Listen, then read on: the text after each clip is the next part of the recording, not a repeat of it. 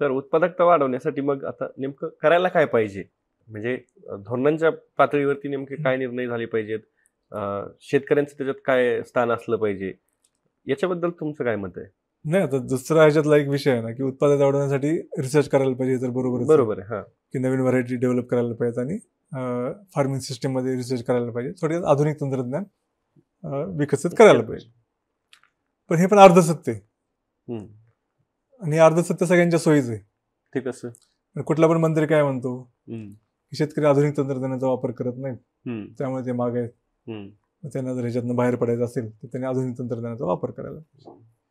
एक सरकारचा जो मुख्य आर्थिक सल्लागार आहे तो पण हेच सांगतोय. कारण आर्थिक सर्वेक्षण अहवालामध्ये पण तेच आलेलं आहे, आर्थिक पाणी अहवालामध्ये तेच आलेलं आहे की उत्पादकता वाढ करण्यासाठी रिसर्च करायला पाहिजे आणि शेतकऱ्यांनी आधुनिक तंत्रज्ञानाचा वापर केला पाहिजे. म्हणजे ह्या सगळ्यांचं सार काय आहे की शेतकरी हे नवीन तंत्रज्ञान वापरत नाहीत, त्यामुळे उत्पादकतेमध्ये पिछाडीवर आहे.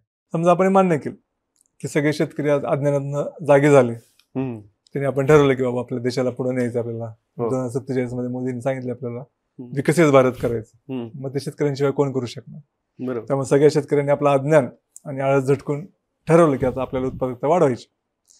तर हे तर आपण बघितलंच की सगळ्या जे प्रमुख पिकांमध्ये आपण जागतिक सरासरी जी आहे त्याच्यापेक्षा खूप कमी आहे. समजा आपण असं ठरवलं की किमान जागतिक सरासरी जेवढी आहे तेवढं जरी आपण उत्पादन घेतलं तर काय होईल? तर समजा आपण एक उदाहरण घेऊ की भाताचं. हे पण परत त्याने सांगितलेलं आहे, अनुपम कौशिक. इकॉनॉमीच्या लेखामध्येच त्याचा उल्लेख आहे की फक्त जागतिक सरासरी एवढं जरी भाताचं उत्पादन वाढलं तर जागतिक बाजारामध्ये भाताची जी उलाढाल होती त्याच्यापेक्षा ते जास्त असेल उत्पादन. आणि समजा जगामध्ये जेवढं विक्रमी उत्पादन होतं ते जर आपण काही पिकांमध्ये विक्रमी उत्पादन घेतलं, समजा आपण मक्यामध्ये विक्रमी उत्पादन घेतलं तर ते काय होईल? तर आता जी आपली मका निर्यात होते त्याच्यापेक्षा ते दुप्पट होईल. समजा आपण कापूस उत्पादन घेतलं, कापूस उत्पादनात समजा आपण जगाचा जो उच्चांक आहे तो जर गाठला तर आता आपण जो कापूस निर्यात करतो त्यापेक्षा ते उत्पादन तिप्पट असतं. फक्त उत्पादन निर्यात तर आणखी किती वाढेल. आणि भात आहे तर भाताचं जे उत्पादन आहे ते तर 8 पट होईल निर्यातीच्या तुलनेमध्ये. थोडक्यात जी काही प्रमुख पिकं आहेत त्याचं जर उत्पादन आपण जागतिक सरासरी एवढं किंवा जागतिक उच्चांक एवढं जर घेतलं तर पूर्ण जगाच्या कमोडिटी मार्केटमध्ये भारत हा एक महासत्ता म्हणून उदयाला येईल, इतकं पोटेन्शियल भारतामध्ये आहे. पण समजा तसं जर झालं, आपण विक्रमी उत्पादन घेतलं तर त्याचा फायदा शेतकऱ्यांना होणार आहे. तिथं सगळा तो गेम आहे ना, तो तिथं गेम आहे. ज्ञानबाची जी मेक आहे तिथं ज्ञानबाची ती मेक आहे. आणि जास्त लांब जायला नको. 2016 मध्ये असं 200 रुपये किलो तूर डाळ झाली. आपल्या पंतप्रधानांनी मन की बात मध्ये शेतकऱ्यांना आवाहन केलं की देश अडचणीत आहे, 200 रुपये तूर डाळ झालेली आहे, त्यामुळे शेतकऱ्यांनी तुरीचं उत्पादन वाढवावं, म्हणजे जास्तीत जास्त क्षेत्रावर तुरीची लागवड करावी आणि उत्पादकता पण वाढवावी, जेणेकरून हा तुरीची टंचाई दूर होईल. मग शेतकऱ्यांनी तुरीचं उत्पादन वाढवलं, त्यावेळेस उत्पादकता वाढवली ना. जे शेतकरी अडाणी आहेत, ज्यांना तंत्रज्ञान वापरायचं कसं ते कळत नाही, त्यांनी त्याचं विक्रमी उत्पादन घेतलं. कारण त्यांना माहित होतं की बाबा मागच्या वर्षी तुटवडा पडलेला आहे, त्यामुळे रेट 200 रुपयापर्यंत तूर डाळ गेलेली आहे, ज्या वर्षी पण रेट वाढतील. आणि पंतप्रधान सांगतात की तुम्ही उत्पादन वाढवा, आम्ही तुमचं सगळं उत्पादन खरेदी करू.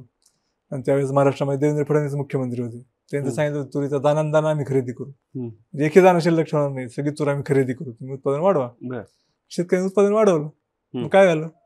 तोंडावर आपटण्याची वेळ आली शेतकऱ्यांवर. कशी? सरकारने मग हात वर केले. आधी सांगितलं आम्ही सगळं तुमचं उत्पादन खरेदी करू. सरकार म्हणजे एवढं उत्पादन खरेदी करणं शक्य नाही. त्यांचा जो उद्देश होता की रेट पाडायचे होते, म्हणजे तुरीचे रेट पडले, सरकारचा उद्देश सफल झाला आणि सरकारने शेतकऱ्यांना वाऱ्यावर सोडून दिलं. म्हणजे मग ते हमी भाव सुद्धा मिळणं मुश्किल झालं.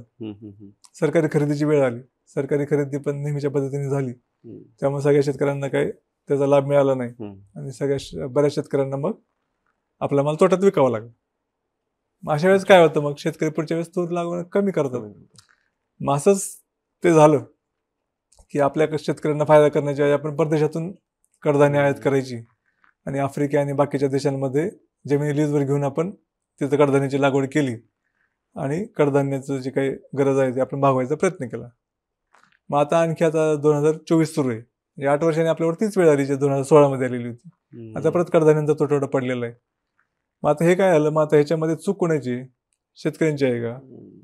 तुरीची कडधान्यांची उत्पादकता कमी झाली त्याच्यामुळे हा तुटवडा पडला असं आपण म्हणू शकतो.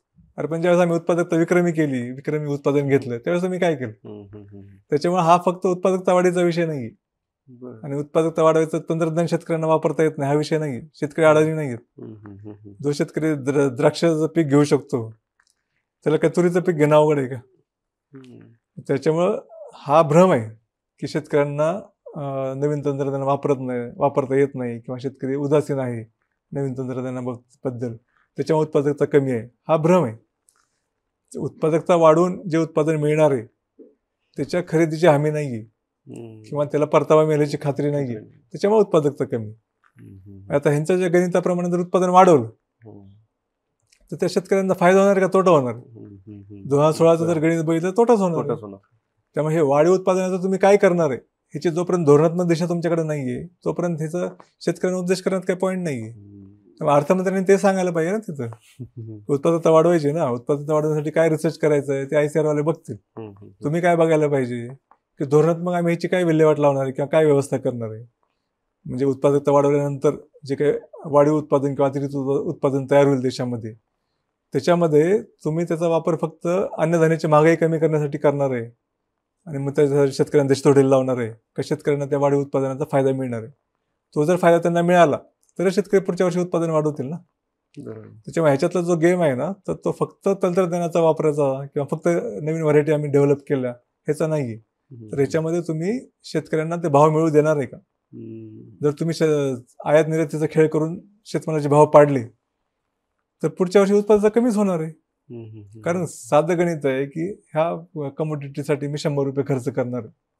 ज्यावेळेस मला खात्री आहे की बाबा ह्याच्यातनं मला 50 रुपये मिळणार आहेत त्यावेळेस मी 100 रुपये त्याच्यामध्ये खर्च करू शकतो. पण जर मला माहिती आहे की ह्याच्यातनं मला तोटाच होणार आहे तर मग मी उत्पादन खर्च कशाला वाढवू माझा? मग त्यामुळे मग मी उत्पादन खर्च वाढवत नाही म्हणून माझी उत्पादकता कमी होते. ज्यावेळेस मला परताव्याची हमी मिळते त्यावेळेस मी उत्पादकता वाढवू शकतो ना. त्यामुळे शेतकरी दूधखोडा आहे, शेतकरी अडाणी आहे किंवा शेतकरी आळशी आहे ह्या कल्पना तुम्ही आधी मनातून काढून टाका. त्याला बरोबर कळत. तर बीटी कॉटन आलं त्याच्यावर तर बंदीच होती ना त्यावेळेस. बीटी कॉटन शेतकऱ्यांनी अडॉप्ट केलं ना. मग ते काय अडाणी असताना कसं मग अडॉप्ट करू शकतील ते? आणि दुसरा एक रिसर्च असा पण झालेला आहे की आता जे संशोधन उपलब्ध आहे, राहुरी विद्यापीठाचं उदाहरण घेऊ की राहुरी विद्यापीठाचं आता जे तंत्रज्ञान उपलब्ध आहे ते जरी वापरलं तरी महाराष्ट्राच्या उत्पादकतेमध्ये भरीव वाढ होऊ शकते. तरी ते का होऊ शकत नाही? मग आता ह्याचे तर नवीन रिसर्चचा पण विषय नाही आहे. ते रिसर्च जे आहे ते सुद्धा तुम्ही फॉलो केलं, इम्प्लिमेंट केलं तरी महाराष्ट्राच्या उत्पादकतेमध्ये मोठी वाढ होऊ शकते. ते का होऊ शकत नाही? आताच ते जे रिसर्च आहे ते प्रत्यक्षात काय होऊ शकत नाही कारण ते रिसर्च वापरून जी आम्ही उत्पादकता वाढवणार आहे त्या मालाला भाव मिळेल की नाही याची आम्हाला गॅरंटी नाही. गॅरंटी हीच आहे की आम्ही उत्पादन वाढवलं की सरकार खेळ करणार आणि ते मालाचे रेट पाडणार. त्यामुळे निर्मला सीतारामन यांना शेतकऱ्यांकडनं एक असा सल्ला आम्हाला द्यायचा आहे की तुम्हाला उत्पादकता वाढवायची ना तर तुम्ही शेतमालाचे भाव पाडू नका. शेतमालाचे भाव कसे वाढतील ह्यासाठी प्रयत्न नाही केले तरी चालतील पण ते जे काय वाढणारे भाव आहेत ते पाडण्याचे उद्योग आधी बंद करा. मग शेतकरी आपोआप उत्पादकता वाढवतील. हे साधं सरळ ह्याचं सूत्र आहे.